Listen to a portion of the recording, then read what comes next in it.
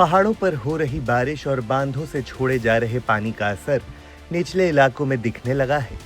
आलम यह है कि नदियां उफान पर हैं और जिंदगी मानो ठहर सी गई हो। वाराणसी में भी गंगा का रौद्र रूप दिख रहा है, जिससे गंगा किनारे बसी वाराणसी भी बाढ़ से प्रभावित होने लगी है। गंगा आरती का स्थान बदला जा चुका है। पक्के घाटों की सीढ़ियां लगभग डूब चुकी हैं, तो घाटों का संपर्क भी टूटना शुरू हो गया है। गंगा किनारे के छोटे मंदिर जलमग्न हो चुके हैं।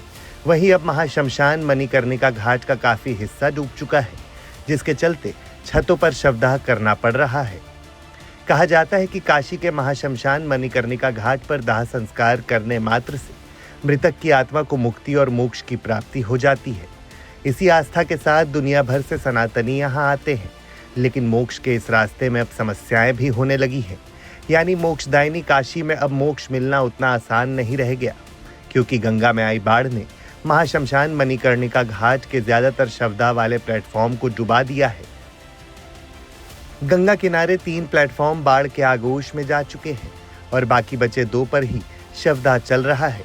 तो वहीं जगह की कमी को पूरा करने और बाढ़ जैसे हालातों से निपटने के लिए बनाए गए छत पर लोगों को मजबूरी में शवदाह करना पड़ रहा है। मोक्षदायिनी काशी में अब मोक्ष मिलना भी आसान नहीं रह गया है, जिसकी बड़ी वजह है बाढ़।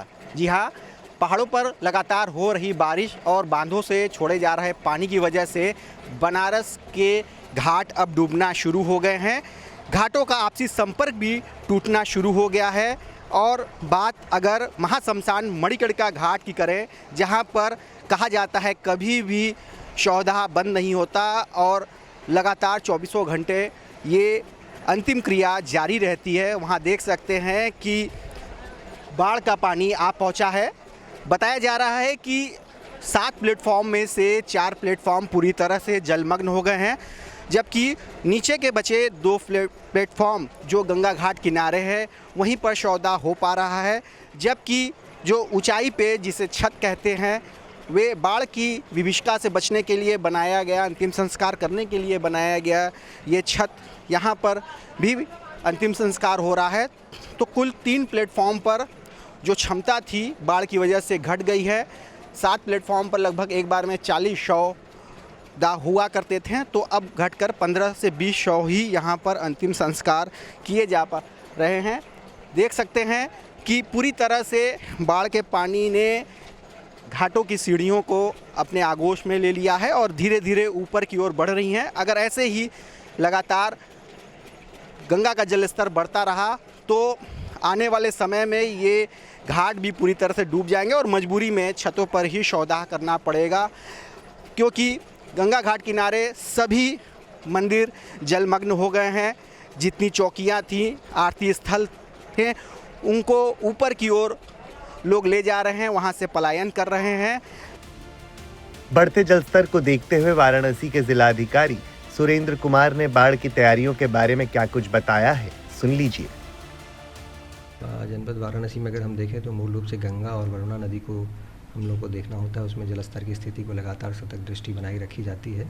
वर्तमान में जो पिछले 1 हफ्ते से बारिश हो रही है उसमें थोड़ा तो जलस्तर बढ़ा है, लेकिन अभी सामान्य स्थिति में ही है। जो बाढ़ को लेकर तैयारियां हैं वो लगातार जो इसके संबंध में तैयारी बैठकें होती हैं वो की गई हैं, और जो बाढ़ चौकियों की स्थापना करनी होती है वो सारी तैयारियां हो गई हैं।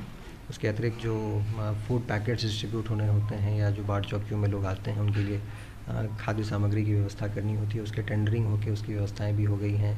जो पशु प्रभावित होते हैं उनके लिए भूसे की व्यवस्था करनी होती है, वो भी चीज़ें हो गई हैं। जो NDRF और जो जल पुलिस और SDRF की टीमों को डिप्लॉय करना होता है उसकी भी प्लानिंग कर ली गई है। तो सभी प्रकार से जो बाढ़ की तैयारियां होती हैं समग्र रूप से उसको लेकर तैयारियां हैं, और लगातार जलस्तर पे भी सतत दृष्टि रखा जा रहा है। जैसी आवश्यकता होगी उस हिसाब से उसमें इमरजेंसी रिस्पॉन्सेज एक्टिवेट किए जाएंगे। गंगा में लगातार बढ़ते पानी के कारण हर रोज मुश्किलें बढ़ती ही जा रही हैं। हालात ऐसे हो गए हैं कि जल पुलिस ने छोटी और मझौली नाव के संचालन पर पूरी तरह से रोक लगा दी है, जिसके बाद अब वाराणसी में सिर्फ बड़ी मोटर बोट के संचालन की अनुमति है, वो भी क्षमता से आधे लोगों को ही बैठाने की इजाजत है। बढ़ते जलस्तर की वजह से बाढ़ का पानी आरती स्थल तक आ पहुंचा है। बाढ़ के पानी की वजह से लगातार पुलिस की ओर से नाविकों और स्नानार्थियों को अनाउंसमेंट करके हिदायत भी दी जा रही है।